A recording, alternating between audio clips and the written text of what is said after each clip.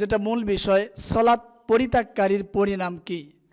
সম্মানিত দিনী ভাই, আল্লাহ সুবহানাহু ওয়া তাআলা বলছেন সূরা তোহা 20 নম্বর সূরা 14 নম্বর আয়াতে বলছেন, ইন্নানি আনাল্লাহ।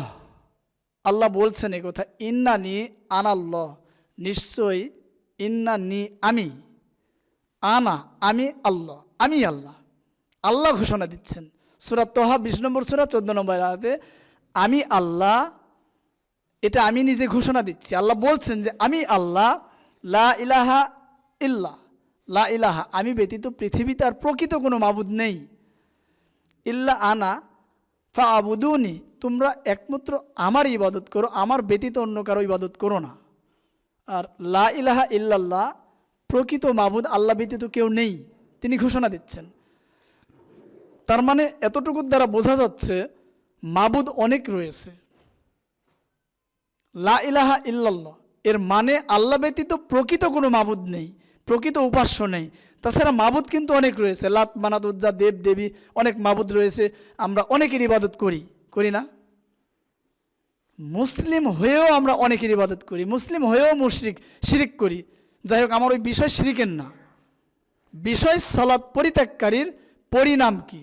সম্মানিত দিনী ভাইরা, আল্লাহ বলছেন ওয়াকিমুস সলাতা লিযিকরি, তোমরা সলাৎ কায়েম করো আমাকে স্মরণ করে, আমাকে স্মরণ করো সলাৎ কায়েমের মাধ্যমে। আমি পবিত্র কুরআনুল কারীম থেকে একটি সূরার একটি আয়াত তিলাওয়াত করেছি। 2 নম্বর সূরা, সূরা আল বাকারা, আয়াত নম্বর সম্ভবত 26। আল্লাহ বলছেন ইয়া আইয়ুহান্নাস, ইয়া আইয়ুহান্নাস, হে মানব সমাজ। মানব সমাজ বলতে আমরা কি বুঝি? এই ইবাদত, এই ধর্ম, এই ইসলাম, এই সলাৎ, সিয়াম, হজ, জাকাত, এইগুলি কি শুধু মুসলিমদের জন্য? একটু কথা বলবেন আমার সাথে। শুধু মুসলিমদের জন্য না, যারা মনে করি মুসলিমদের জন্য তারা ভুলের মধ্যে আছেন। আল্লাহ সুবহানাহু ওয়া তাআলা বলছেন ইয়া আইয়ুহান্নাস, হে হিন্দু, হে বৌদ্ধ, হে খ্রিস্টান, হে জাতি, হে উপজাতি, পৃথিবীতে যত মানব রয়েছে সকলকে আল্লাহ সুবহানাহু ওয়া তাআলা বলছেন ও উবুদু, তোমরা ইবাদত করো রব্বাকুম, তোমার প্রতিপালকের, আল্লাহি, যিনি খলাকাকুম, তোমাদেরকে সৃষ্টি করেছেন। আল্লাহ বলছেন ইয়া আইয়ুহান্নাস, হে পৃথিবীর সমস্ত মানব জাতি, তোমরা উবুদু, ইবাদত করো রব্বাকুম, একমাত্র তোমার প্রতিপালকের, আল্লাহি, যিনি খলাকাকুম, তোমাদেরকে সৃষ্টি করেছেন, ওয়াল্লাযিনা, এবং যিনি মিন ক্বাবলিকুম, তোমাদের পূর্ববর্তী জাতিদেরকে সৃষ্টি করেছেন। কেন ইবাদত করবে? লাআল্লাকুম তাত্তাকুন, যাতে তোমরা মুত্তাকি হতে পারো, আল্লাহ ভীরু হতে পারো, পরহেজগারিতা অর্জন করতে পারো, এই কারণেই। তাহলে বোঝা গেল আমাদের ইবাদত একমাত্র আল্লাহ সুবহানাহু ওয়া তাআলার করতে হবে। ইবাদত না করলে বিপদ আছে। কেমন বিপদ? এই কথাই বলছি। আল্লাহ সুবহানাহু ওয়া তাআলা বলছেন মানব জাতির উপরে আল্লাহ সুবহানাহু ওয়া তাআলা যে দায়িত্ব আমাদেরকে দিয়েছেন, এই দায়িত্ব আমরা যদি পালন করতে ব্যর্থ হই তাহলে আমাদের চূড়ান্ত বিপদ রয়েছে। এখন আসুন, আন উবাদা ইবনে সামিত রাদিয়াল্লাহু তাআলা আনহু ক্বালা, উবাদা ইবনে সামিত রাদিয়াল্লাহু তাআলা আনহু হতে বর্ণিত, তিনি বলছেন আওসানা রাসূলুল্লাহ সাল্লাল্লাহু আলাইহি সাল্লাম, আল্লাহর নবী মুহাম্মদ সাল্লাল্লাহু আলাইহি সাল্লাম আমাদেরকে উপদেশ দিয়েছেন এভাবে, লা তুশরিকু বিল্লাহ শাইয়ান, তোমরা তোমার প্রতিপালক তথা আল্লাহ সুবহানাহু ওয়া তাআলার সাথে কাউকে শিরিক করবে না, অংশীদারিত্ব স্থাপন করবে না। শিরিক মানে অংশীদারিত্ব স্থাপন করা। শিরিক মানে আল্লাহ সুবহানাহু ওয়া তাআলার সমকক্ষ কাউকে তৈরি করে ইবাদত করা। যেমন ধরেন, আপনি যে কোনো রোগ আক্রান্ত হয়েছেন, আপনি কোনো সমস্যায় পড়েছেন, ব্যবহার করছেন তাবিজ, হয় না এমন? হুজুরকে জিজ্ঞেস করলে হুজুর বলে তাবিজ দিয়েছি কোরআন থেকে, আপনিও বলছেন আমি অমুক হুজুরের কাছ থেকে নিয়েছি তাবিজ, কোরআন থেকে দিয়েছেন। আসলে কোরআন কি তাবিজের জন্য আসছে? আল্লাহ নবী মুহাম্মদ সাল্লাল্লাহু আলাইহি সাল্লাম বলছেন মান আল্লাকা তামিমাতান ফাকাদ আশরাক, মান আল্লাকা তামিমাতান, যে ব্যক্তি তামিমা ব্যবহার করলো, কোনো কিছু লটকালো, কোনো কিছু ঝোলালো, কোনো কিছু ব্যবহার করলো, ফাকাদ আশরাক, অতঃপর সে শিরিক করলো। হুজুর বলছে কোরআন থেকে দিয়ে দিলাম। কোরআন আসছে কি জন্য এটা আগে জানতে হবে। তাহলে কোরআনের কাছেই যাই, কোরআন কি বলে? কোরআন বলছে যালিকাল কিতাবুল লা রাইবা ফিহ, এইটাই সেই কিতাব। যালিকাল কিতাব, এইটাই সেই কিতাব। This is the great book, এটাই মহাগ্রন্থ আল কোরআন। লা রাইবা ফিহ, এতে কোনো সন্দেহ নেই, দেয়ার ইজ নো ডাউট, কোনো সন্দেহ নেই। এখন কোরআনই বলছে লা রাইবা ফিহ হুদাল লিল মুত্তাকিন, আমি কোরআন আসছি মানুষদের হিদায়াতের জন্য, মুত্তাকিন করার জন্য, পরহেজগারি করার জন্য। হুজুর বলছে তাবিজ দিয়ে দিল, তাবিজ। আল্লাহ সুবহানাহু ওয়া তাআলা নবী মুহাম্মদ সাল্লাল্লাহু আলাইহি ওয়াসাল্লাম বলছেন লা তুশরিকু বিল্লাহি শাইআন, তোমরা আল্লাহর সাথে অন্য কাউকে শিরিক করো না। তাবিজ আপনি গোটা কোরআন যদি লিখে দেন তবুও শিরিক, তবুও শিরিক, কোনো সুযোগ নেই, কোনো স্কোপ নেই। আল্লাহ বলে দিয়েছেন, আল্লাহ নবী মুহাম্মদ সাল্লাল্লাহু আলাইহি ওয়াসাল্লাম বলে দিয়েছেন। সম্মানিত উপস্থিতি, এরপরে বলছেন ওয়ালা তারাকুস সালাতা আমাদান, তোমরা ইচ্ছাকৃতভাবে খবরদার এক ওয়াক্ত সালাত তরফ করবে না, ছেড়ে দিবে না। ওয়ালা তারাকুস সালাতা আমাদান, ইচ্ছাকৃতভাবে এক ওয়াক্ত সালাত ছেড়ে দিবে না। ফামান তারাকুহা আমাদান, কেননা যে ব্যক্তি ইচ্ছাকৃতভাবে সালাত ছেড়ে দিল, মাতা আমাদান ফাকাদু খরাজাল মিনাল মালা, ওই ব্যক্তি মুসলিম থেকে, ইসলাম থেকে খরাজা খারিজ হয়ে গেল, ইসলামের সাথে তার কোনো সম্পর্ক থাকলো না, ইসলাম থেকে বহিষ্কার হয়ে গেল। সম্মানিত উপস্থিতি, মুআজ বিন জাবাল রাদিয়াল্লাহু তাআলা আনহু থেকে বর্ণিত, তিনি বলছেন রাসূল সাল্লাল্লাহু আলাইহি সাল্লাম বলছেন মামান ইবাদি ইয়াশহাদু, মামান ইবাদি, যে কোনো বান্দা, যে কেউ, যে কোনো, যেই জাতি, যেই গোষ্ঠী, যারাই, মামান ইবাদি, যে কোনো বান্দা হতে পারে, যে কেউ, ইয়াশহাদু আল্লাহ ইলাহা ইল্লাল্লাহু ওয়া আন্না মুহাম্মাদান আবদুহু ওয়া রাসূলুহু, যে কোনো ব্যক্তি, যে কোনো জাতি, যে কোনো গোষ্ঠী, যে কোনো সম্প্রদায়, যে কোনো ভূখণ্ডের মানুষ যারাই সাক্ষ্য প্রদান করবে ইয়াশহাদু আল্লাহ ইলাহা ইল্লাল্লাহ, আল্লাহ ব্যতীত পৃথিবীতে প্রকৃত কোনো মাবুদ নেই, ওয়া আন্না মুহাম্মাদান আবদুহু, আর নবী মুহাম্মদ সাল্লাল্লাহু আলাইহি সাল্লাম আবদুহু, আল্লাহর বান্দা, ওয়া রাসূলুহু, এবং আল্লাহর প্রেরিত রসুল, এই মর্মে যে সাক্ষী দিবে, ইল্লা হাররামাহুল্লাহু আলান্নার, ওই ব্যক্তির জন্য, ওই জাতির জন্য, ওই গোষ্ঠীর জন্য, ওই ভূখণ্ডের জন্য আমার মহান প্রতিপালক জাহান্নাম হারাম ঘোষণা করে দিলেন। সুবহানাল্লাহ। তাহলে কি করতে হচ্ছে আমাদেরকে? জাহান্নাম আল্লাহ আমাদের জন্য হারাম ঘোষণা করে দিবেন, এর জন্য আমাদের কি করতে হচ্ছে?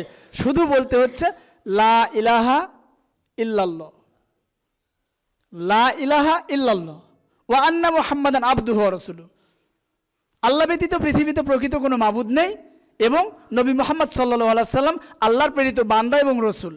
এই মর্মে সাক্ষ্য প্রদান করলেই আল্লাহ সুবহানাহু ওয়া তাআলা আমার জন্য জাহান্নাম হারাম করে দিবেন। আর জাহান্নাম যদি হারাম করে দেয়, তা আমার সে রিল্যাক্সের কি আছে? এটাই তো।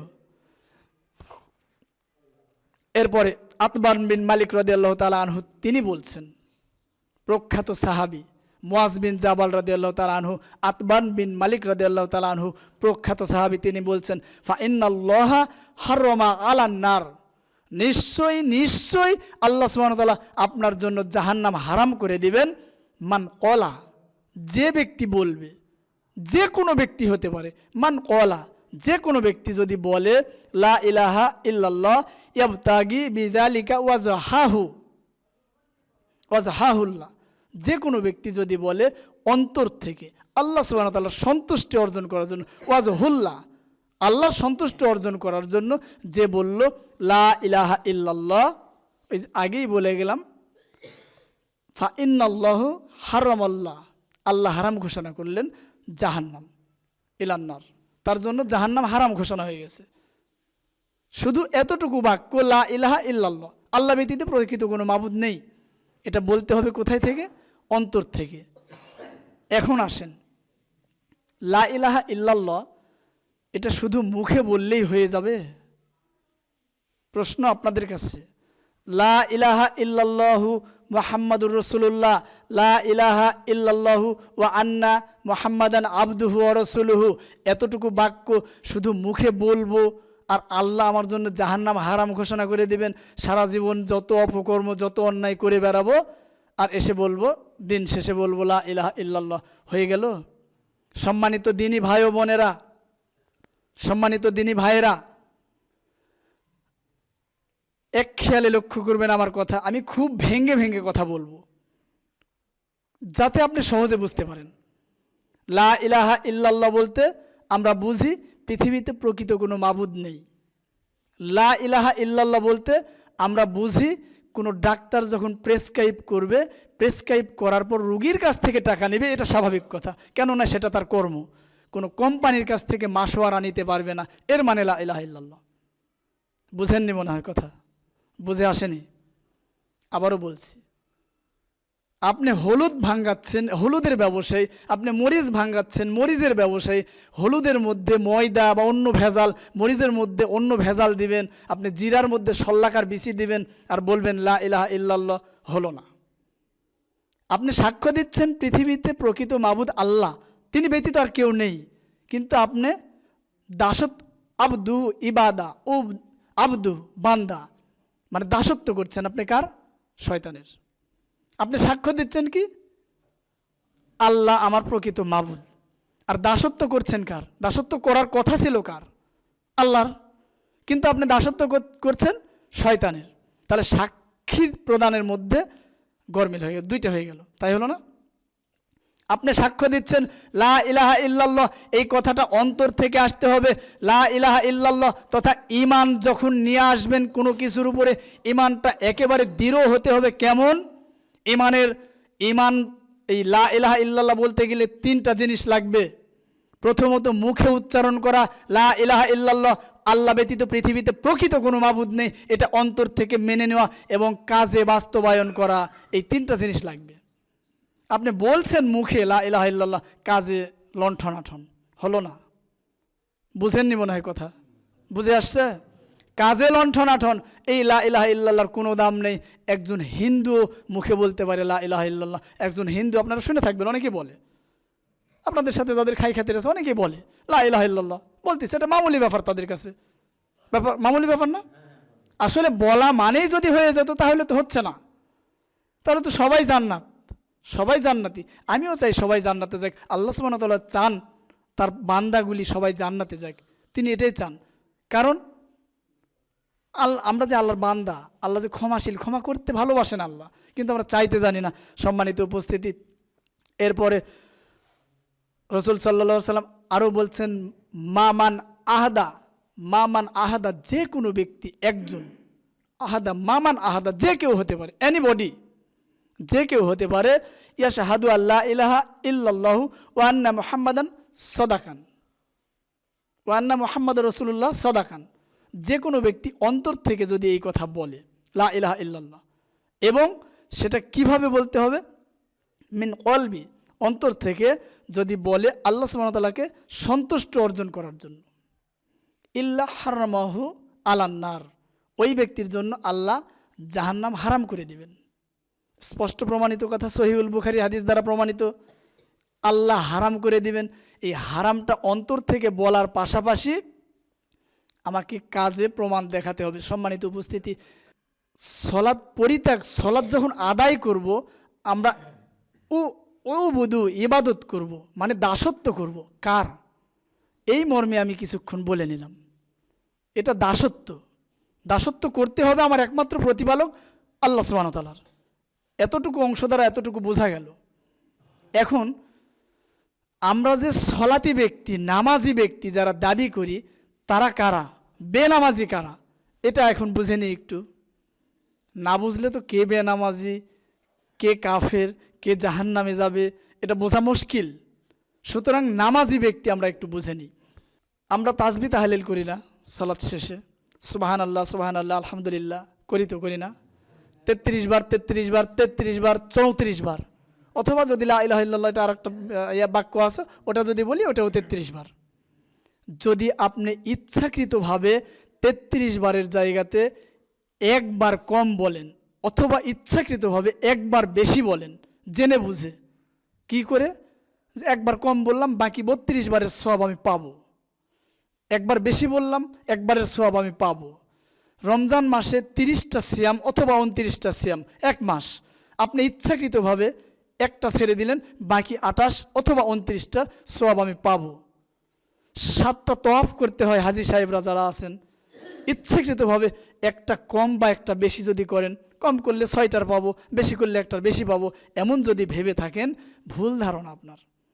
ঠিক তেমনি যদি কোনো ব্যক্তি মনে করে থাকেন ফজরের সলাত আমি ছেড়ে দিয়েছি ইচ্ছাকৃতভাবে, জোহর আসর মাগরিব এশা আমি আদায় করে নিব, আমি নামাজি। যদি কোনো ব্যক্তি মনে করে থাকেন আমি শুধু জুম্মা সলাত আদায় করব, আটকি মুন্সি সপ্তাহে একদিন আসব, যদি কোনো ব্যক্তি মনে করে থাকেন আমি শুধু ঈদের সলাত আদায় করি, আমিও সলাত আদায়কারী ব্যক্তি, আমি নামাজি, আপনার ধারণা একেবারেই ভুল, ভ্রান্ত ধারণা। কোরআন হাদিসের অহরহ প্রমাণ আমার কাছে আছে। সম্মানিত দিনী ভাই, কাউকে আঘাত দেওয়ার জন্য আমি কথা বলছি না। আমরা জাতিগতভাবে মুসলিম, ঠিক কিনা? আমরা তো সবাই মুসলিম বলে দাবি করি, কিন্তু মুসলিমের মূল বিষয় যেটা, দাবি করতে গেলে আমাকে আগে সলাতি হতে হবে, আমাকে আগে সলাতি হতে হবে, নামাজি হতে হবে। আমি যখনই সলাত ছেড়ে দেব তখনই কাফের। খুতবার শেষ অংশে অবশ্যই পাবেন এই আলোচনাগুলি। তো আমি বলছিলাম আপনি 8 দিন পর সালাত আদায় করবেন, অথবা দিনে শুধু মাগরিবের সালাত। এখান থেকে আপনাদের মূল বাজার কোনটা? হামিরকুচ্ছা। হামিরকুচ্ছা বাজারে সব লোকজন আছে, আপনার এই পাড়ার কি পাড়া, ডাঙ্গা পাড়া নাকি, এটা অনেক লোকজন এখানে আছে, সবাই দেখবে এট এ টাইমে সলাত, একই সময় সলাত। এটা তো ছেড়ে দেওয়ার সুযোগ নেই। আমি সলাত আদায় করছি, সবাই বুঝতেছে হ্যাঁ আমি সলাতে ব্যক্তি, আমি নামাজি ব্যক্তি। এটা আল্লাহর সাথে মশকরা ছাড়া আর কিছু না। আপনি ভুলের মধ্যে আছেন, আপনি মনে করছেন আমি সলাতি ব্যক্তি, কিন্তু কিছু না। আপনি ইচ্ছাকৃতভাবে এক ওয়াক্ত সলাত ছেড়ে দিবেন, বাকি 4 ওয়াক্ত সলাত আদায় করবেন। একজন ব্যক্তি শুধু সপ্তাহে একদিন আসবে, এর যে দাম আপনারও একই দাম, শুধু পরিশ্রমের দিক থেকে আপনি একটু বেশি পরিশ্রম করছেন, বেশি পরিশ্রম করে বেনামাজি, আর ও একটু কম পরিশ্রম করে বেনামাজি। আরেকজন যিনি শুধু বছরে 2 ঈদে সলাত আদায় করেন, তিনি আরও কম পরিশ্রম করে বেনামাজি। আপনারা সবাই বেনামাজি, এই লেভেলের মধ্যে যারা পড়বেন সবাই বেনামাজি। কোনো সুযোগ নেই নিজেকে নামাজি ব্যক্তি বলে দাবি করার, প্রমাণ দুনিয়াতেই আছে।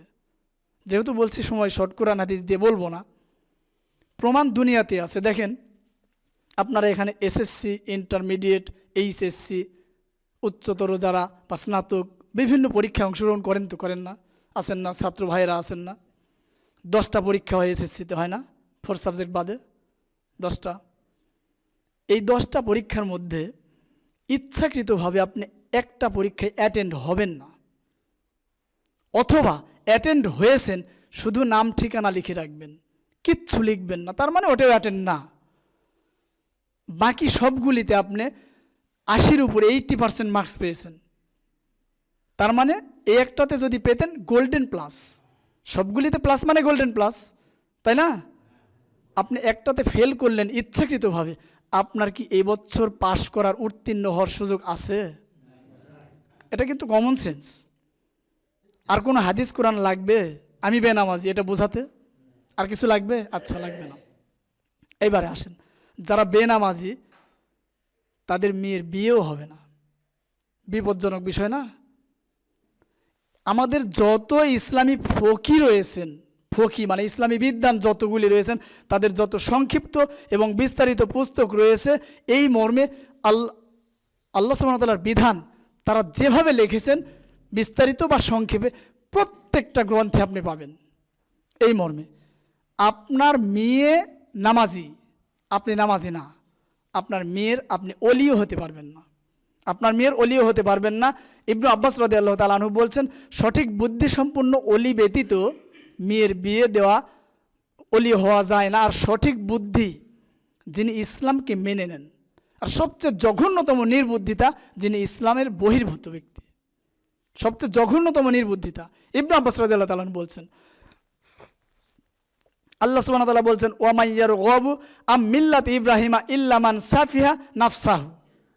ইব্রাহিম নবীর ধর্ম থেকে ওই ব্যক্তি বিমুখ যে একেবারে নির্বোধ, একেবারে গর্ধব, একেবারে সেন্সলেস, সেন্সহীন, ওই ব্যক্তি। কথাটি আপনি পাবেন সূরা আল বাকারা 130 নম্বর আয়াত, 2 নম্বর সূরা। তার মানে আমরা মিল্লাতে ইব্রাহিম, আমরা মুসলিম জাতি, তার মানে আমরা যদি এই ইসলাম গ্রহণ না করি, মেনে যদি না নিই, আমাদের মতো নির্বোধ আর কেউ নেই। আমরা বোকা, নির্বোধ জাতিতে রূপান্তরিত হয়ে যাব। আল্লাহ বলে দিয়েছেন। সম্মানিত উপস্থিতি, আল্লাহর নবী মুহাম্মদ সাল্লাল্লাহু আলাইহি ওয়াসাল্লাম এই মর্মে বলেছেন, অলি বলতে আমরা কি বুঝি? এই সমাজের যিনি সর্দার, এই সমাজের যিনি সভাপতি, তিনি মেয়ের কাছে গিয়ে বলবেন যে অমুকের মেয়ে, এত নম্বর মেয়ে, এত টাকা দেন মোহর এই সেই ধার্য করে অমুক গ্রাম থেকে অমুকের ছেলে, এত নম্বর ছেলে এত টাকা দিয়ে তোমাকে বউ হিসেবে কবুল করে নিয়েছে বা বিবাহ করার জন্য এসেছে, তুমি কি তাকে স্বামী বলে মেনে নাও? কবুল? এমন কিছু হয় না? একেবারে মিথ্যা কথা। একেবারে শরীয়তে কোনো কচুর পাতাতেও এমনভাবে লেখা নেই যে এইভাবে বিয়ে পড়াতে হবে। এটা আমরা বানাইছি, হুজুররা বানাইছি। আপনি বলবেন হুজুর তাহলে এতদিন ধরে হয়ে আসছে, এমনি হয়ে আসছে। এখন বলবেন প্রমাণ কি? প্রমাণ তো আমি বললাম নাই, আপনি দেখান আছে কোথায়? আমি বললাম নাই। যদি আমাকে কেউ বলে আমি জারজ সন্তান, আমাকে যদি কেউ বলে তাহলে জারজ না আমার পিতা আছে, প্রমাণ করতে গেলে আমার পিতাকে দেখাতে হবে। পিতা মারা গেছে, তার ভোটার আইডি কার্ড আছে, এলাকাবাসী আছে, দেখছেন আমার পিতা আছে, ঠিক কিনা? তো এটা নাই, আপনি দেখান। এটা নাই, আদৌ নাই। এর সঠিক পদ্ধতি পিতা নিজেই অলি হবে, মেয়ের কাছে যাওয়ার কোনো প্রয়োজন নেই। বিবাহ পড়ানোর জন্য মেয়ের কাছে যাওয়ার প্রয়োজন নেই। পিতা বলবে আমার মেয়ে রাজি। এটা বিস্তারিত আলোচনা আছে, এত আলোচনা করা তো একদিনে সম্ভব নয়। মেয়ের পক্ষ থেকে পিতাই জেনে নেবে, পিতা উপস্থাপন করবে ছেলের কাছে, বরের কাছে। বর বলবে কাবিল তু, আমি কবুল করলাম, মেনে নিলাম, আলহামদুলিল্লাহ, যে ভাষায় বলুক না কেন, হয়ে যাবে। আর এখানে আল্লাহ বলছেন, ইবনে আব্বাস রাদিয়াল্লাহু তাআলা আনহু বলছেন, সুস্থ মস্তিষ্ক, সুস্থ জ্ঞান ছাড়া কোনো পিতা অলি হতে পারবে না। আর সবচেয়ে বেশি সুস্থ ব্যক্তিকে, যিনি ইসলাম মেনে নেন, সবচেয়ে বেশি নির্বোধ ব্যক্তিকে আল্লাহ বলে দিলেন সূরা বাকারা 130 নম্বর আয়াত, যে ইব্রাহিম নবীর ধর্ম থেকে যে বিমুখ, এর চেয়ে বোকা আর কেউ নেই। তার মানে ধর্ম আমরা মেনে নিচ্ছি এমনি হুদায়, মোহাম্মদ অমুক, মোহাম্মদ তমুক, মানে হুদায়। আমাদের ধর্মের যেটা মূল বিষয় সেটা মানার আমাদের কোনো কথাই নেই। আমি যে মুসলিম কি করে প্রমাণ দিব? এই প্রমাণের জায়গাতে আমরা নেই, এমনিই বলছি আমি মুসলিম। সম্মানিত দিনী ভাই, আমি আপনাকে কষ্ট দিতে কথা বলছি না, হাদিস এবং কুরআন বলছে, আমি তাই অনুবাদ করছি। আমি বলছি আপনি মুসলিম, আপনার সন্তান সালাত আদায় করে না। আপনি মুসলিম, আপনার সন্তান সালাত আদায় করে না। আপনি মুসলিম, সন্তান কাফির। আপনার সন্তান জমির ভাগই পাবে না। নতুন কথা শুনলেন নাকি? বুঝে আসেনি? আপনার যে সম্পদ 10 বিঘা সম্পদ রয়েছে, আপনার 5টা ছেলে, একজন সালাত আদায় করে না, একজন ভাগ পাবেই না, কারণ সে মুসলিমই না। আল্লাহ নবী মুহাম্মদ সাল্লাল্লাহু আলাইহি ওয়াসাল্লাম বলছেন, উসামা বিন যায়েদ রাদিয়াল্লাহু তাআলা আনহু থেকে বর্ণিত, আন্না নবী সাল্লাল্লাহু আলাইহি ওয়াসাল্লাম ক্বালা, নবী সাল্লাল্লাহু আলাইহি ওয়াসাল্লাম বলছেন, লা ইউরাসাল মুসলিমাল কাফিরা ওয়ালাল কাফিরাল মুসলিম, কোনো মুসলিম কোনো কাফিরের ওয়ারিশ হতে পারে না, উত্তরাধিকারী হতে পারে না।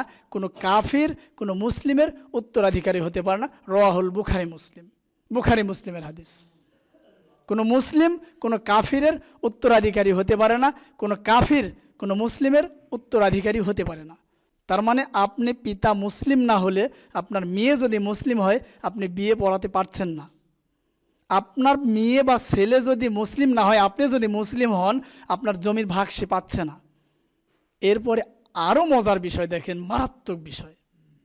এবারে আল্লাহ বলছেন 9 নম্বর সূরা, পবিত্র কুরআনুল কারীমের 1, 2, 3, 4, 5, 6, 7, 8, 9, 114টা সূরার মধ্যে 9 নম্বর সূরা, সূরা তওবা 84 নম্বর আয়াত। আল্লাহ বলে দিচ্ছেন এই বেনামাজিদেরকে। আমার মূল বিষয় কিন্তু বেনামাজি কারা, এটা পরিচয় দিয়ে দিয়েছি আমি। মানে আপনি 4 ওয়াক্ত সালাত আদায় করলেও বেনামাজি, কথা শেষ। এই বেনামাজিদের পরিস্থিতি আল্লাহ বলছেন, ওয়ালা তুসাল্লি আলা আহাদিম মিনহুম, ওয়ালা তুসাল্লি আলা, সালাত আদায় করবে না, আলা তার উপরে, আহাদিম মিনহুম ওই ব্যক্তির উপরে যে সালাত আদায় করে না, যে বেনামাজি, তার উপরে সালাত আদায় করবে না। মিনহুম মাতা আবাদান, যখন সে মারা যাবে। মারা যাওয়ার পর কি সালাত আদায় করি আমরা? জানাজার সালাত আদায় করবে না। আল্লাহ বলছেন 9 নম্বর সূরা, সূরা তওবা 84 নম্বর আয়াত। এখনই কোরআন খুলেন, পেয়ে যাবেন। আমি মিথ্যা বলছি না, সত্য বলছি। কোরআন তো আমরা অনেকেই পড়তে পারি, অনুবাদও করতে পারি, আছেন না? আমার চেয়ে অনেক জ্ঞানীগুণী ব্যক্তি এখানে আছেন। দেখেন আল্লাহ বলছেন, ওয়ালা তুসাল্লি আলা আহাদিম মিনহুম মাতা আবাদান, যখন ওই ব্যক্তি মারা যাবে এর উপরে জানাজার সালাত আদায় করবে না। আল্লাহ নিষেধ করেছেন। এখন হুজুর যদি সালাত আদায় করে, আপনি যদি করিয়ে নেন, এটা আপনার বাড়াবাড়ি ছাড়া অন্য কিছু না। মানে আমার ক্ষমতা আছে দুনিয়াতে, আমি অনেক কিছু ভয়ে সয়ে এই সেই পড়ছি, আমি জানাজার সালাত আদায় করছি বা করিয়ে নিচ্ছি, এটা ছাড়া অন্য কিছু না, এটা বাড়াবাড়ি। সে তো মুসলিমই না, বলবো এই মর্মে বলবো। এরপরে মজার বিষয় দেখেন, ওয়ালা তাকুমু আলাল কবরিহি, ওয়ালা তাকুমু দাঁড়াবে না আলাল কবরিহি, তার কবরের উপরে, কবরের পাশে দাঁড়াবে না, দোয়া করা যাবে না, কিচ্ছু করা যাবে না। সে মুসলিম না। আল্লাহ বলছেন, আমি বলিনি। ইন্নাহুম কাফারু, কেননা নিশ্চয়ই সে কুফরি করেছে বিল্লাহ ও রসুলিহি, আল্লাহ এবং আল্লাহ রসুলের প্রতি সে কুফরি করেছে, তাই তার উপরে জানাজার সালাত হবে না, তার কবরের পাশে দাঁড়ানো যাবে না, তার জন্য দোয়া করা যাবে না, কিচ্ছু করা যাবে না। স্পষ্ট কোরআন প্রমাণিত কথা। তার মানে বেনামাজি কত নিকৃষ্ট বুঝে আসছে তো এবার। সম্মানিত দিনী ভাই, আমি আপনাকে কষ্ট দেওয়ার জন্য কথা বলিনি, আমি আপনাকে শুধরে দেওয়ার জন্য বলছি। ইচ্ছাকৃতভাবে যদি আপনি এক ওয়াক্ত সালাত ছেড়ে দেন, আপনি বেনামাজি, কোনো সুযোগ নেই। এখন আপনি বলবেন, হুজুর এত কড়া করে বলছেন, জীবনে কখনো কোনো দিন শুনিনি তো এমন কড়া কথা। জমির ভাগ পাবো না, মেয়ের বিয়ে দিতে পারবো না, কি কথা বলেন? আমরা তো এগুলো করে আসছি, করতেছি। আমার পিতা আজীবন সালাত আদায় করেনি, তাই বলে কি সে অমুসলিম? অমুসলিম তো বলার সুযোগই নেই, তাই বলে কি সে কাফের? জি কাফের। আপনি আমি আমরা কি মানুষ? সাধারণ মামুলি ব্যাপার আমাদের। এই পৃথিবীর যারা এমপি মন্ত্রী, তারাও তো মামুলি ব্যক্তি, কোনো দামি ব্যক্তি না। সাহাবীদের কাছে দামি কি না। এখন দেখেন, আবুল আহাবের নাম শুনছেন না আপনারা? আবুল আহাবের নাম শুনছেন তো? আবুল আহাবের 5 জন সন্তান ইসলাম গ্রহণ করেছেন, তার মধ্যে 3 জনই মেয়ে, দুররা, খালিদা, আজ্জা, 3 জনই মহিলা সাহাবী ছিলেন, এবং বাকি 2 জন উতবা এবং মুতাব, এই 2 জন পুরুষ সাহাবী। আবুল আহাবের সন্তান, আপন পিতা, আপন সন্তান, তারা কি কখনো কোনো দিন এই দোয়া, এই সূরা পাঠ করেনি? তাব্বাত ইয়াদা আবি লাহাবিন ওয়া তাব, এটা পাঠ করেনি? আবুল আহাবের 2 হাত ধ্বংস হোক, ধ্বংস হোক আবুল আহাব নিজে। অনুবাদ এটা, তারা কি কোনোদিন এটা পাঠ করেনি? আমি আপনি অনুবাদ না জানতে পারি, তারা আরবের বাসিন্দা, মক্কা মদিনায় তাদের জন্ম, তারা কি আরবি বুঝতো না? যে আবুল আহাবের 2 হাত ধ্বংস হোক, আবুল আহাব নিজে ধ্বংস হোক, আপন সন্তান 5 জনই। এখনও মনে হয় বুঝে আসেনি আপনার বেনামাজি কি? বেনামাজি কি এখনও মনে হয় বুঝে আসেনি? আপনি মনে করছেন আমি সালাত আদায় করছি রেগুলার, আমি সালাত আদায়কারী ব্যক্তি, আমি রেগুলার সালাত আদায় করছি। এক ওয়াক্ত সালাত আপনি ইচ্ছাকৃতভাবে ছেড়ে দিবেন, এক ওয়াক্ত, যে কোনো ওয়াক্ত ইচ্ছাকৃতভাবে ছেড়ে দিবেন, আপনি কাফের। কোনো সুযোগ নেই ইসলামে। আপনাকে মুসলিম বলার তো সুযোগই নেই, অমুসলিম বলারও সুযোগ নেই। আপনাকে যে বলবো অমুসলিম বা বিধর্মী, এটাও সুযোগ নেই, কেননা আল্লাহ বলে দিয়েছেন কাফের। সম্মানিত দিনী ভাই ও বোনেরা, এখানে মহিলাদের জামাত হয় না মনে হয় না? আল্লাহ সুবহানাহু ওয়া তাআলা এই মর্মে স্পষ্ট ঘোষণা দিয়েছেন। তার আগে আমি কয়েকটি কথা বলে নিই। ধরেন আপনি রেগুলার সালাত আদায়কারী ব্যক্তি, আল্লাহ সুবহানাহু ওয়া তাআলা বলছেন ফাওয়াইলুল লিল মুসাল্লিন, ওই সকল মুসল্লিদের জন্য দুর্ভাগা, হতভাগা ওই সকল মুসল্লি কারা? যারা সালাত সম্পর্কে উদাসীন। এখন বলেন তো মুসল্লি কারা? মুসল্লি কারা? মুসল্লি কারা বলেন? যারা সালাত আদায়কারী ব্যক্তি, তারা মুসল্লি। আমরা আলহাজ বলি না, কেন বলি? তিনি হাজি, তাই আমরা আলহাজ বলি। কিন্তু গরিব মানুষ তো আমরা সালাত আদায় করি, আমাদের পদবি নাই। আসলে ইবাদতের সাথে পদের কোনো সম্পর্ক নেই। হাজিকে হাজি বলতে হবে, তার মানে কি? আমার নামের পূর্বে আলহাজ লিখতে হবে, না লিখলে সমস্যা, এই পোস্টারই বাতিল করে দিতে হবে। আমি হজ করে আসছি এত টাকা খরচ করে, মানে আপনি লোক দেখানো ইবাদত করছেন, এই তো। তাহলে আমাকে মুসল্লি কেন বলেন না ভাই? আমি তো সালাত আদায়কারী ব্যক্তি। যাই হোক, ওইসব কথা বাদ। আল্লাহ বলছেন ফাওয়াইলুল লিল মুসাল্লিন, ওই সকল মুসল্লিদের জন্য দুর্ভাগ্য, হতভাগা তারা যারা সালাত সম্পর্কে উদাসীন। এখন মুসল্লি যারা সালাত আদায় করে তারা, এতক্ষণ তো বেনামাজি দেখালাম, এবার সলাত আদায় করার পরেও আপনি বেনামাজি, সলাত আদায় করার পরেও দেখেন, হতভাগা ওই সকল মুসল্লি ফাওয়াইলুল লিল মুসাল্লিন, এবং তাদের থাকার স্থান হবে ওয়াইল নামক জাহান্নাম। হতভাগা মুসল্লি কারা? যারা নিয়মিত সলাত আদায় করে না, আওয়াল ওয়াক্তে সলাত আদায় করে না। আল্লাহ সুবহানাহু ওয়া তাআলা বলছেন, ইন্নাস সলাতা কানাত আলাল মুমিনিনা কিতাবাম মাওকুতা, আমি নির্ধারিত সময়ে নির্দিষ্ট সলাত মুমিনদের উপরে ফরজ করেছি। আল্লাহ বলেননি? নির্ধারিত সময়ে নির্দিষ্ট সলাত মানে 5 ওয়াক্ত সলাত মুমিনদের উপরে ফরজ করেছি। এখন আপনি নির্ধারিত সময় বসে থেকে অবহেলা করলেন, ফাওয়াইলুল লিল মুসাল্লিন, হতভাগ্য মুসল্লি। আপনি নির্ধারিত সময় আপনি নষ্ট করে দিলেন, আপনি নষ্ট করে দিলেন, আপনি বেনামাজি হয়ে গেলেন ইচ্ছাকৃতভাবে। একটা এক্সাম্পল ধরেন, আজকের দিনে আসরের সালাত শুরু হয় কয়টায়? 3:30টায়। এটা তো জামাতের সময়, আমাদের তৈরি করার সময়। আল্লাহর বিধান অনুযায়ী 2:58 ওয়াক্ত শুরু, 2:58 আজকে আওয়াল ওয়াক্ত, প্রথম ওয়াক্ত। আওয়াল ওয়াক্ত বলতে প্রথম ওয়াক্ত। প্রথম ওয়াক্ত সালাত আদায়ের আলাদা গুরুত্ব রয়েছে। এখন জোহরের সালাত আপনি আদায় করেননি, জোহরের সালাত আপনি আদায় করেননি, বসে আছেন, শীতের দিন, এই গোসল করব এমন একটা চিন্তা ভাবনা আপনার ভিতরে এসেছে, সালাত আদায় করেননি, বেজে গেল 2:58, মানে ওয়াক্ত শেষ, তাই না? এখন আপনার করণীয় কি বলেন তো দেখি, আপনারা বলেন।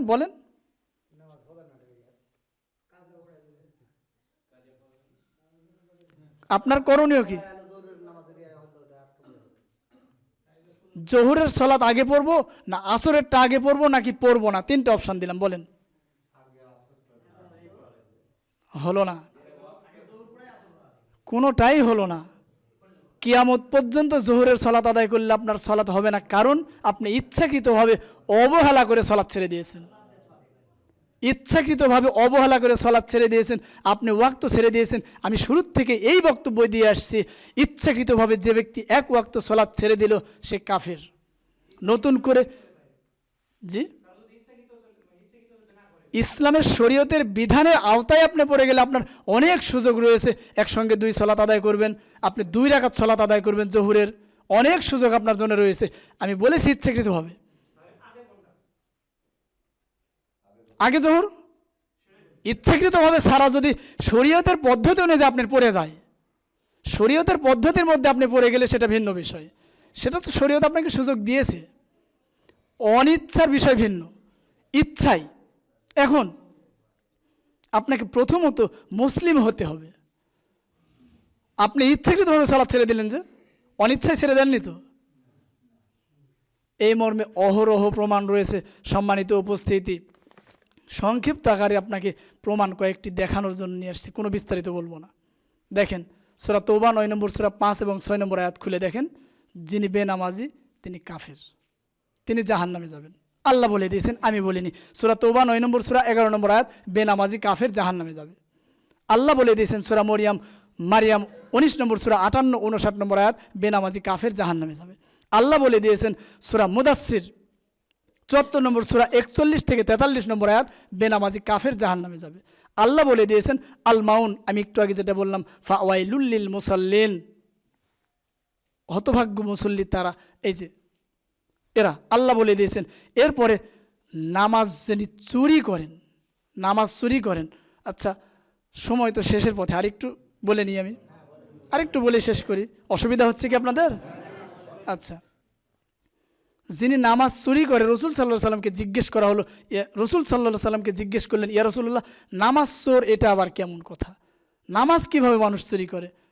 আল্লাহ নবী মুহাম্মদ সাল্লাল্লাহু আলাইহি সাল্লাম বললেন, ওয়া রুকু আহা ওয়া সুজুদাহা, সেজদা এবং রুকুতে যারা চুরি করে, মানে পাখির ঠুকুরের মতো উঠে আর বসে খুব দ্রুত গতিতে, এরা হচ্ছে সলাৎ চোর। পৃথিবীর বুকে যারা চোর তাদের আমরা কি বিচার করি? মোবাইল চুরি করলো, আপনার বাড়িতে গরু চুরি করলো, ছাগল চুরি করলো, কি করি? মার। আমার বাড়িতে আপনার বাড়িতে ডজনকে ডজন চোর পড়ে আছে, আপনি কয়দিন শাস্তি দিয়েছেন? কি জন্য শাস্তি দিব? আমি নিজেই তো চোর, আমি কার শাস্তি দিব? আমি নিজেই তো সলাৎ চোর। আমি কার শাস্তি দেব? এই তো পরিস্থিতি আমাদের। সম্মানিত উপস্থিতি, এরপরে সহি মুসলিম 204 নম্বর হাদিস, আল্লাহ নবী মুহাম্মদ সাল্লাল্লাহু আলাইহি ওয়াসাল্লাম বলেছেন, বেনামাজি কাফের। মান তারাকা সলাতান মুতাআম্মিদান ফাকাত কাফারা, যে সলাৎ ছেড়ে দিল সে কাফের। ইচ্ছাকৃতভাবে ছেড়ে দিলেই কাফের, কোনো সুযোগ নেই ইসলামে। এরকম অহরহ সহি হাদিস এবং কোরআন থেকে প্রমাণ রয়েছে। সম্মানিত উপস্থিতি, সলাৎ ছেড়ে দিলেই কাফের, এই মর্মে ব্যতিক্রম কোনো সুযোগ নেই। তাকে অমুসলিম, বিধর্মী এটা বলার কোনো সুযোগ নেই। এখন এইখানে আমার ধারণা ইবলিস শয়তানও একমত। ইবলিস শয়তানও একমত, কারণ তার কাজই তো বেনামাজি বানানো। সেও জানে কিয়ামতের ময়দানে ইবলিস শয়তান এসে বলবে, আল্লাহর ওয়াদা সঠিক, আল্লাহর ওয়াদাই ঠিক, আমি ইবলিস যে ওয়াদা করেছিলাম আজকে ভেঙে দিলাম, আমার ওয়াদা ভুল। এই দেখেন, ইবলিসের মতো ইবলিস বেঁচে গেল, বিপদে পড়লেন আপনি। ইয়াউমাল কিয়ামত দিবসে আল্লাহ সুবহানাহু ওয়া তাআলা এই জাহান্নামী ব্যক্তিরা আল্লাহ সুবহানাহু ওয়া তাআলাকে বলবেন, ইয়াউমা তুকাল্লাবু বুজুহুহুম, কিয়ামতের দিন তারা উলট পালট হবে, তাদের মুখমণ্ডল এইভাবে ফিন্নার, জাহান্নামের আগুনে। মোংলাই, পেঁয়াজি, পরোটা যেভাবে উলট পালট করা হয় না, এইভাবে উলট পালট হবে। উলট পালট হতে হতে তারা বলবে, হাই ইয়া লাইতানা, আমাদের কি আফসোস, যদি আজকে আতান আল্লাহু আতার রসুল, আমরা যদি আল্লাহ এবং আল্লাহ রসুলের আনুগত্য করতাম। সম্মানিত দিনী ভাই, পরিশেষে 2টা হাদিস দিয়ে আমি শেষ করে দেব, কথা আমার শেষ। এখন আপনি বলবেন, এতদিন এত অপরাধ করে আসছি, এত কিছু করেছি, আমার পরিস্থিতি কি হতে পারে? পরিস্থিতি আপনার জন্য অনেক ভালো। আপনি মনে করছেন হুজুর এত কঠিন করে আমাদেরকে এত কিছু ধামাচাপা দিয়ে জাহান্নামে দিয়ে দিল, অনেক ভালো পরিস্থিতি আপনার, কোনো টেনশন নেই। আল্লাহ সুবহানাহু ওয়া তাআলা আপনাকে সুযোগ দিয়েছেন। নবী মুহাম্মদ সাল্লাল্লাহু আলাইহি ওয়াসাল্লাম বলেছেন, আমি খুতবার শুরুতে যে কথা বলেছিলাম, কুল্লু উম্মাতি ইয়াদখুলুনাল জান্নাহ, নবী মুহাম্মদ সাল্লাল্লাহু আলাইহি ওয়াসাল্লাম বলছেন, আমার প্রত্যেকটি উম্মত জান্নাতে প্রবেশ করবেন, ইল্লা মান আবা, শুধুমাত্র অসম্মত ব্যক্তি ব্যতীত। ক্বালু ইয়া রাসূলুল্লাহ, হে আল্লাহর নবী মুহাম্মদ সাল্লাল্লাহু আলাইহি ওয়াসাল্লাম, ওয়ামান আবা, এই অসম্মত ব্যক্তি কারা? ক্বালা, নবী মুহাম্মদ সাল্লাল্লাহু আলাইহি ওয়াসাল্লাম বললেন, ওয়ামান আতানি, যারা আমাকে অনুসরণ করলো, দাখালাল জান্নাহ, সরাসরি জান্নাতে প্রবেশ করলো। ওয়ামান আসানি ফাকাদ আবা, যারা আমার অবাধ্যতা করলো, তারা সরাসরি জাহান্নামে যাবে। জান্নাতে যাওয়ার জন্য অসম্মত জ্ঞাপন করলো। এই দেখেন, তার মানে অনুসরণ করতে হবে নবী মুহাম্মদ সাল্লাল্লাহু আলাইহি ওয়াসাল্লামকে। অনুসরণ করলে আপনার জন্য জান্নাত রয়েছে, সুযোগ আপনার জন্য এখনও রয়েছে। এরপরে আল্লাহ বলছেন, সরাসরি আল্লাহ বলছেন, ইল্লামান মাতা তাবা, ইল্লামান তাবা, যদি কেউ কোনো ব্যক্তি বা তারা তৌবা করে, ও আমান আমালা আমিলা আমালান সলেহান, তারা ঈমান আনলো, তৌবা করলো, ঈমান আনলো, আমলে সলে করলো, সৎ আমল করলো, সৎ কাজ করলো, আল্লাহ সুবহানাহু ওয়া তাআলা তাদের পিছনের সমস্ত গুনাহ ক্ষমা করে দিবেন। সুবহানাল্লাহ, ক্ষমা হয়ে গেল। আপনার সওয়াবের জায়গা কিন্তু 0, কেবল ক্ষমা হলো, তাই না? কেবল ক্ষমা হলো। এরপরে এই আয়াতে আল্লাহ সুবহানাহু ওয়া তাআলা বলে দিচ্ছেন, ক্ষমা করার পরে এতদিন যত গুনাহ আপনি করেছেন সবগুলি সওয়াবে রূপান্তরিত করা হবে। বুঝলি মনে হয়, এতদিন যে আপনি গুনাহ করেছেন এইগুলি সবগুলি সওয়াবে রূপান্তরিত করা হবে। তাহলে আপনার বোনাস পয়েন্ট কিন্তু এটা। সম্মানিত উপস্থিতি, আমি বোঝাতে চেয়েছি, যিনি সলাৎ ইচ্ছাকৃতভাবে ছেড়ে দেন তিনি কাফের। আমি বলিনি, বলছেন আল্লাহ এবং আল্লাহ নবী মুহাম্মদ সাল্লাল্লাহু আলাইহি ওয়াসাল্লাম। আমরা আজকে থেকে ওয়াদা করব, জোহর পড়েছি, জুমা পড়তেছি, পড়ার পরে জুমার পর থেকে আমাদের যেন ইচ্ছাকৃতভাবে 1 ওয়াক্ত সলাৎ পরিত্যাগ না হয়। 5 ওয়াক্ত সলাৎ আমরা জামাতের সাথে এসে আদায় করব। আল্লাহ সুবহানাহু ওয়া তাআলা আমাদেরকে কবুল করুন, আমিন। আমরা ওয়াদা করতেছি তো 5 ওয়াক্ত সলাৎ আদায় করব। সম্মানিত দিনী ভাই, আমি খুতবার মধ্যে যা বলেছি এর সংক্ষিপ্ত রূপ হচ্ছে এটা, বেনামাজির জানাজা হচ্ছে না। আল্লাহ বলে দিলেন, সূরা তওবা 9 নম্বর সূরা 80 নম্বর আয়াত, আল্লাহ বলে দিলেন বেনামাজি কাফের। আল্লাহ বলে দিয়েছেন বেনামাজির মেয়ের বিয়ে হচ্ছে না, পিতা হিসেবে সে বিয়ে দিতে পারছে না, অন্য ওলি লাগতেছে। বেনামাজির কবরের পাশে দাঁড়িয়ে দোয়া করা যাচ্ছে না। এটা সারা অংশ আমরা এই আজকের খুতবায় পেলাম। সুতরাং আল্লাহ সুবহানাহু ওয়া তাআলা আমাদের প্রত্যেককে নামাজি ব্যক্তি হিসাবে এবং পূর্ণ ইমানদার ব্যক্তি হিসাবে কবুল করুন, আমিন। এবং এতক্ষণ যে আলোচনা করলাম, এই আলোচনার দ্বারা যদি কারো কোনো এতটুকু কষ্ট লেগে থাকে, আমি ব্যক্তিগতভাবে কাউকে কষ্ট দিতে চাইনি, ভাষাগত কারণে হয়ে যেতে পারে, প্রত্যেকে অন্তরের অন্তরস্থল থেকে আমাকে ছোট ভাই, বা যে কোনো সম্পর্ক ভেবে ক্ষমার দৃষ্টিতে দেখবেন। আর যদি কোনো ভুল আলোচনা করে থাকি, আমি আমার মহান প্রতিপালকের নিকটে ক্ষমা প্রার্থী। মহান প্রতিপালক যেন আমাকে ক্ষমা করেন। আমিন। আল্লাহুম্মা সাল্লি আলাইহি, আল্লাহুম্মা বারিক আলাইহি।